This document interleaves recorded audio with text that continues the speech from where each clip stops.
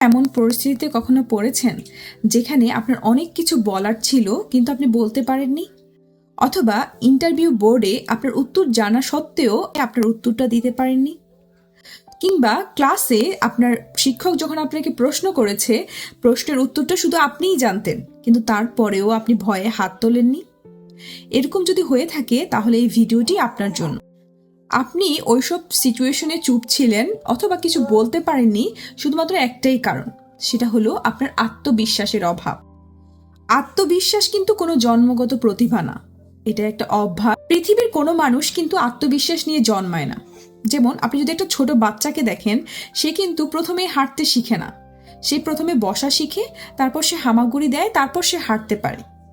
এবং চেষ্টা করতে করতে দেখা যায় এক সময় যে বাচ্চাটা বসতে পারতো না, সেও এক সময় হাঁটতে শিখে যায়।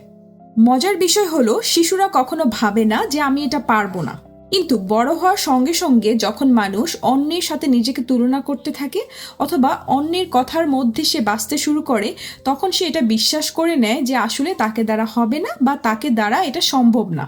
আত্মবিশ্বাস কাজ করার আগে কখনোই আসে না, আত্মবিশ্বাস আসে কাজ করার পরে।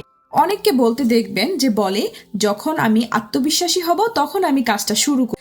আপনি যখন নতুন কিছু শুরু করবেন তখন আপনার ভয় লাগবে, এবং ভয় লাগাটাই স্বাভাবিক।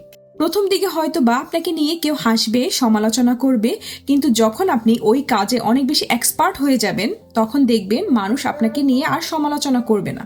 সময়ের সাথে সাথেই আপনার কথা বলার ধরন পাল্টাবে, আপনার নিজের প্রতি নিজের আত্মবিশ্বাস বাড়বে।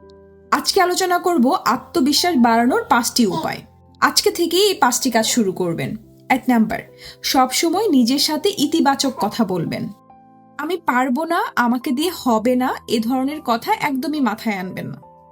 এগুলোর পরিবর্তে এগুলাকে ইতিবাচক করে নিবেন। আপনি বলবেন আমি পারবো, না পারলেও আমি চেষ্টা করে। 2, প্রতিদিন একটি ছোট ভয়কে জয় করুন। 3, মেরুদণ্ড সোজা রেখে হাঁটবেন। কোথাও বসলে মেরুদণ্ড সোজা রেখে বসবেন। আপনার চলার ভঙ্গিও কিন্তু আপনার আত্মবিশ্বাসী কিনা সেটা প্রকাশ। 4 নাম্বার, প্রতিদিন চেষ্টা করবেন নতুন কিছু শেখার। আপনার জ্ঞানের ভান্ডার যত বাড়বে আপনি তত বেশি আত্মবিশ্বাসী হবেন।